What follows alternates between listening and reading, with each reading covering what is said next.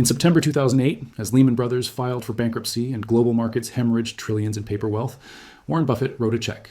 Not to save his portfolio from collapse, but to invest. $5 billion into Goldman Sachs at terms so favorable they would seem obscene to anyone who believed we were witnessing the end of capitalism. While unemployment lines stretched around city blocks and foreclosure signs sprouted across suburban America like grave markers, the wealthiest individuals and institutions in the world were executing the largest wealth transfer in modern history. Not away from them, but toward them. The paradox at the heart of the 2008 financial crisis isn't that it happened, but what happened during it.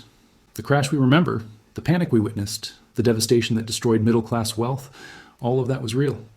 But running parallel to that collapse was something else entirely. A methodical, strategic deployment of capital by those who understood that every crisis is, by definition, also an opportunity. This isn't a story about conspiracy or villainy. It's a story about asymmetry. Asymmetry of information, asymmetry of resources, and most importantly, asymmetry of position when the game board reset. Understanding how wealth concentrated during a period that felt like shared catastrophe reveals something fundamental about modern financial systems that most people never see, even when they're living through it. The narrative we absorbed about 2008 follows a familiar arc. Reckless banks packaged toxic mortgages into securities. Rating agencies rubber-stamped garbage as gold. The house of cards collapsed. Taxpayers bailed out the perpetrators. Everyone suffered. This version is true, but incomplete. It captures the destruction without understanding the construction that was happening simultaneously. To grasp what actually occurred requires examining not what failed, but what worked. Not what collapsed, but what was purchased from the rubble. The crisis began, as most do, with the bursting of an asset bubble. Housing prices had climbed for years on the assumption that real estate never truly declines. Financial innovation had transformed simple mortgages into complex derivatives that few understood, but many traded. When defaults began accelerating in 2007, the machinery that had seemed so sophisticated revealed itself as fundamentally fragile. Bear Stearns collapsed in March 2008. Lehman Brothers followed in September. AIG, the insurance giant that had sold protection on hundreds of billions in mortgage-backed securities, faced insolvency that threatened to detonate the entire global financial system. Credit markets froze. Interbank lending stopped. The machinery of modern finance seized like an engine run without oil. The Federal Reserve and Treasury Department responded with interventions unprecedented in scale and scope. The Troubled Asset Relief Program authorized $700 billion in bailouts. The Fed slashed interest rates to effectively zero and began purchasing assets directly, expanding its balance sheet from $870 billion before the crisis to over $2 trillion by early 2009. Quantitative easing, a term most Americans had never heard, became the dominant feature of monetary policy. These interventions prevented what many economists believe would have been a second Great Depression. Credit markets unfroze, banks stabilized, the system survived. But here's where the standard narrative diverges from the complete picture. The rescue wasn't neutral. The flood of liquidity didn't flow evenly through the economy. It moved through specific channels to specific institutions, and understanding those channels explains how crisis became opportunity for those positioned to receive it. When the Federal Reserve purchases assets or provides emergency lending to financial institutions, it creates new money. This isn't metaphorical. The Fed literally expands the money supply by crediting bank reserves. In the immediate aftermath of the crisis, banks received hundreds of billions in new liquidity. The stated purpose was to encourage lending and revive economic activity. But a peculiar thing happened. Much of that money didn't flow into the broader economy through new loans to businesses and consumers. Instead, it accumulated as excess reserves held at the Fed itself or flowed into financial assets. This created a divergence that would define the post-crisis decade. Main Street suffered through the slowest recovery since the Great Depression. Unemployment remained elevated for years. Wage growth stagnated. Housing foreclosures continued long after the acute phase of the crisis ended. Meanwhile, financial assets began one of the most spectacular rallies in history. By March of 2009, just 6 months after Lehman's collapse, stock markets bottomed. The S&P 500 would more than triple over the next decade. Corporate bonds rallied.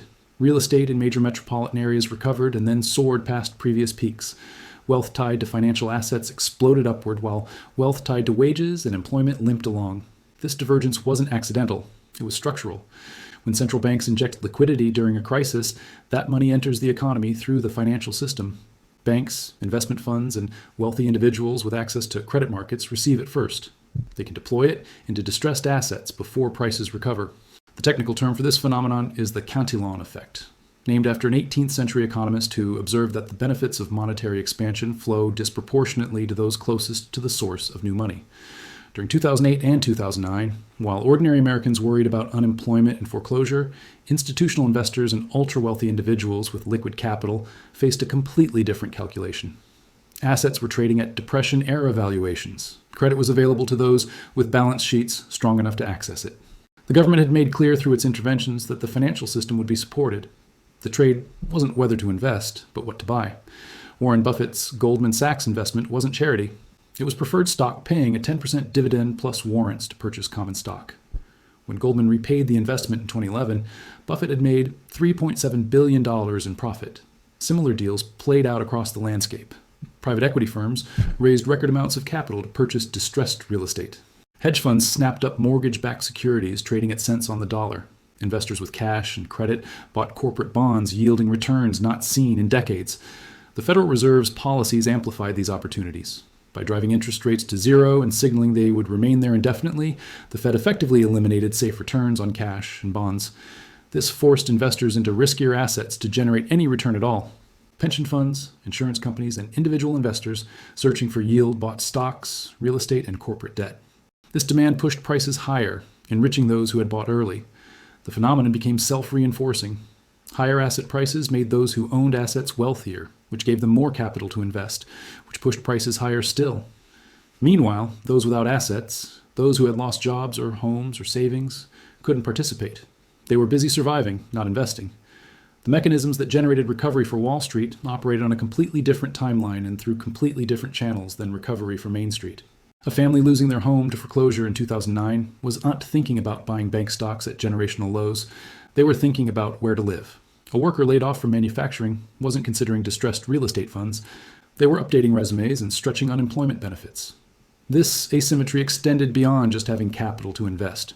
It included information advantages that are difficult to overstate. Large institutions employ teams of economists, analysts, and strategists who can model scenarios, stress test portfolios, and identify opportunities in real time. They have access to deal flow that never reaches retail investors. They understand the mechanics of Federal Reserve operations and can position accordingly. When the Fed signals it will purchase mortgage-backed securities, sophisticated investors know this will support prices and move capital accordingly. When policymakers indicate support for the banking system, those with inside knowledge or superior analytical capabilities understand the implications faster than the general public. This isn't insider trading in the illegal sense. It's structural advantage that comes from resources, expertise, and position in the financial system. The result was predictable. According to Federal Reserve data, household wealth for the top 10% recovered to pre-crisis levels by 2012. For the bottom 50%, it took until 2016 and even then recovered incompletely. The top 1% saw their share of total wealth increase throughout and after the crisis. By 2016, they held a larger percentage of national wealth than before the crash. The crisis that felt universal in its devastation was actually highly selective in its permanent damage. Real estate provides perhaps the clearest example of this dynamic. Millions of families lost homes to foreclosure between 2007 and 2012. These weren't just financial assets. They were primary residences, often representing the entirety of a family's wealth. When a middle-class family loses their home, they lose their equity, their credit score collapses, and they often face years of rental instability before they can rebuild to the point of home ownership again. During the same period, institutional investors were purchasing single-family homes by the thousands. Blackstone's Invitation Homes became the largest owner of single-family rental properties in America, acquiring over 50,000 homes. Colony Capital, Starwood Waypoint American Homes. 4. Rent. These and other private equity firms recognized that housing prices had overcorrected, that demographic trends ensured long-term demand, and that the crisis had created a historic opportunity to acquire assets at distressed prices. They were correct. As the economy recovered, housing prices resumed their climb. Institutional ownership of single-family homes, once virtually non-existent, became a permanent feature of the market. The same families who lost homes through foreclosure often ended up renting from the institutions that bought those homes at auction. The crisis transferred ownership from individuals to institutions, from families to funds, from the middle class to the investor class. Corporate America experienced a similar dynamic. Companies with strong balance sheets used the crisis to acquire weaker competitors, consolidate market share, and emerge larger and more dominant. Boeing bought key suppliers. J.P. Morgan acquired Bear Stearns and Washington Mutual. Bank of America took over Merrill Lynch and Countrywide. The crisis accelerated consolidation across industries. Larger firms had access to credit markets. Smaller firms didn't. The former bought the latter. Market concentration increased, competitive dynamics changed, and pricing power shifted toward surviving giants. For investors who owned shares in these consolidating firms, crisis became growth opportunity. For workers and consumers facing less competition and more concentrated corporate power, the long-term consequences were less favorable. The stock market's recovery obscured this reality. When indices hit new highs, media declared the crisis over. But indices measure large companies. They don't capture the small businesses that failed, the entrepreneurs who couldn't access credit, the economic dynamism that died during the downturn and never revived. Employment tells a similar story with different details. The official unemployment rate peaked at 10% in October 2009 and declined steadily thereafter. By 2017, it had returned to pre-crisis levels. Recovery complete, according to headline numbers. But beneath those numbers, structural changes persisted. Labor force participation dropped and never fully recovered. Millions of workers left the workforce entirely, uncounted by unemployment statistics. Those who found new jobs often accepted lower wages, fewer benefits, less security. The gig economy expanded, replacing full-time employment with contract work. Wage growth remained anemic despite unemployment decline, suggesting slack in the labor market that official statistics didn't capture. For workers, recovery looked like accepting less. For capital owners, it looked like profit margins expanding as labor costs remained suppressed. Corporate earnings grew throughout the 2010s, fueled partly by productivity gains and partly by wage stagnation. Shareholders benefited. Workers, less so. The policy response to the crisis created another layer of advantage for the wealthy. Quantitative easing and zero interest rates were designed to stimulate economic activity by making borrowing cheap and encouraging investment. They succeeded in boosting asset prices. Whether they succeeded in generating broad-based prosperity is debatable. What's indisputable is that ultra-low rates punished savers and rewarded borrowers, but not all borrowers equally. If you could access cheap credit because you owned assets that banks would lend against, low rates were a gift. You could borrow at near zero cost to invest in assets appreciating at 5, 10, 15% annually. This is how the rich borrow. They use leverage to amplify returns on investments that would be profitable, even without borrowing. But if you couldn't access that credit, if your income was uncertain or your credit damaged by the crisis, low rates meant your savings earned nothing. The checking account that once generated modest interest now generated zero. The bond portfolio that once provided reliable income now barely kept pace with inflation. Retirees and near retirees were forced to choose between accepting no return on safe assets or taking risks they couldn't afford to take. Many chose the latter, moving from bonds to stocks, from safety to speculation, not because they wanted to, but because policy left no alternative. This brings us to perhaps the most controversial aspect of the crisis response: the bailouts themselves. The moral hazard argument is straightforward. If you rescue institutions from the consequences of their risk-taking, you incentivize future recklessness. Bankers who profited during the bubble faced no personal consequences for the bust. Shareholders were diluted or wiped out in some cases. But senior executives largely kept their positions and compensation. The institutions deemed too big to fail became bigger after the crisis than before. This created an implicit guarantee that large institutions would be rescued in future crises, which in turn gave them competitive advantages in funding costs and risk-taking that smaller institutions didn't enjoy. Critics see this as privatizing profits while socializing losses. Defenders argue the alternative was worse. Allowing major financial institutions to fail would have destroyed the payment system, frozen credit markets, and caused depression-level unemployment. The choice wasn't between bailouts and free market discipline. It was between bailouts and catastrophe. Both perspectives have merit. What's certain is that the response to crisis reinforced existing power structures rather than challenging them. The question of whether alternatives existed is legitimate and complex. Could the government have rescued the financial system while imposing more costs on those responsible? Could bailout funds have come with strings attached that prevented bonuses, forced debt for equity swaps, or broken up too big to fail institutions? Economists disagree. Some argue that strict conditions would have scared away private capital and delayed recovery. Others contend that stronger intervention was both politically and economically feasible, but lacked political will. What happened instead was rescue with minimal restructuring.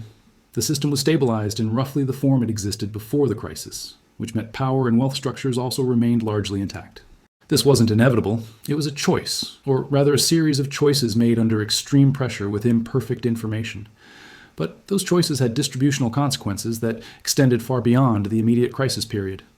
By 2020, before COVID disrupted everything again, the legacy of 2008 was clear in wealth distribution data. The top 10% held 70% of all household wealth. The bottom 50% held 2%. Income inequality had widened. Geographic inequality had widened, with wealth concentrating in major metropolitan areas, while rural and industrial regions declined. The crisis accelerated trends that were already present, but it did so in ways that made reversal increasingly difficult. Wealth begets wealth in modern economies. Asset ownership generates passive income, which can be reinvested to generate more passive income. Those who owned appreciating assets during the post-crisis recovery saw their wealth compound automatically. Those who didn't remained on the wage-earning treadmill, where gains are linear at best and vulnerable to every economic shock. The recovery that followed 2008 was real, but its benefits were distributed in ways that made inequality not a bug, but a feature of how modern financial crises resolve when left to market mechanisms plus central bank support. This pattern isn't unique to 2008. Similar dynamics played out during the dot-com crash, the 1987 market crisis, even the Great Depression. Each crisis creates distressed assets. Each recovery rewards those who can buy during distress and hold until recovery. The difference in 2008 was scale and visibility. The mechanisms were more transparent, the wealth transfer more obvious, yet the response remained structurally similar to previous crises. Central banks provide liquidity. Asset prices recover. Those who never lost access to capital benefit disproportionately. This isn't conspiracy. It's the predictable operation of a financial system designed around credit and asset markets where access is tiered by existing wealth and institutional connections. Recognizing this doesn't require believing in coordinated manipulation. It requires understanding how modern finance works and acknowledging that crisis response, even well-intentioned crisis response, can have regressive distributional effects. The intellectual framework that guided the 2008 response came from economists who studied the Great Depression and concluded that aggressive intervention prevents worse outcomes. Ben Bernanke, Fed chair during the crisis, literally wrote his doctoral dissertation on the Depression. The lesson he drew was that credit collapse must be prevented at all costs, because the alternative is catastrophic unemployment and economic contraction that can last decades. This wasn't corrupt thinking. It was educated, careful analysis based on historical study. But it came with assumptions about how intervention should work, through the financial system, through asset purchases, through supporting institutions, rather than directly providing resources to individuals. These assumptions reflected orthodox economics, but also reflected the interests and perspectives of those making decisions. Central bankers come from finance. Treasury officials often come from Wall Street. They understand markets, institutions, and credit flows better than they understand the lived experience of middle-class families facing foreclosure. This isn't malice. It's background and expertise shaping perspective. Could policy have been different? Certainly. Direct payments to households, debt forgiveness programs, public option banks, breakup of too big to fail institutions, all were proposed. Some economists argued for targeting relief toward those most hurt rather than those most connected. These alternatives weren't adopted partly because they were untested, partly because they faced political opposition, partly because they conflicted with policymaker assumptions about how economies work. The path chosen was familiar, rapid to implement, and aligned with existing institutional structures. It was also regressive in its effects, though that wasn't the intent. Intent matters less than outcome when examining who benefited. The outcome was clear. Wealth flowed upward during a period that felt like universal crisis. This was an accident. It was the logical result of how intervention was structured. Understanding this has practical implications beyond historical interest. The next crisis, and there will be a next crisis, will likely follow similar patterns unless the underlying structures change. Those with assets, access to credit, and information advantages will again be positioned to buy during panic and profit during recovery. Those without will again bear disproportionate costs. This isn't deterministic. Policy choices matter, public awareness matters, political will matters, but absent intentional restructuring of how crisis response works, the default pattern is wealth concentration during dislocation. Knowing this doesn't guarantee individual protection, but it changes how you think about risk, about asset ownership, about the relationship between crisis and opportunity. The standard advice to buy when others are fearful only works if you have capital when others are fearful. Most people don't. They're fearful precisely because they lack resources to weather the storm. Those who do have resources face a different calculation entirely. The story of 2008 isn't ultimately about villainy or virtue. It's about systems, incentives, and structures that produced predictable outcomes given the inputs and constraints. The rich got richer not through theft, but through position. They had capital when assets were cheap, access to credit when others couldn't borrow, information when uncertainty was highest, and patience to wait for recovery while others needed immediate liquidity. These advantages compounded into returns that ordinary investors and workers couldn't match. The system that permitted this wasn't designed maliciously. It evolved through decades of policy choices, financial innovation, and economic theory that prioritized efficiency and stability over distributional outcomes. Whether that system should be reformed, and how, remains contested. But understanding how it operated during the last major crisis is necessary for thinking clearly about the next one. The collapse was real. The suffering was real. The unemployment, foreclosures, and destroyed savings all happened. But running parallel to that collapse was another story, quieter and less visible, but ultimately more consequential for long-term wealth distribution. While one group lost wealth, another group accumulated it. While one group struggled to survive, another group strategically invested. The crisis wasn't a lie, but the narrative of shared suffering was incomplete. Some suffered temporarily, others profited permanently. Recognizing this duality doesn't require cynicism about human nature or conspiracy theories about cabals. It requires looking clearly at how modern financial systems distribute costs and benefits during stress, and acknowledging that those distributions aren't neutral. They reflect existing power structures, and they tend to reinforce them. That's the lesson of 2008 that rarely gets told, but perhaps matters most for understanding what crisis actually means in modern capitalism. It's not the end of the game, it's the reshuffle of the deck. And in that reshuffle, those who already hold most of the chips tend to leave the table with even more.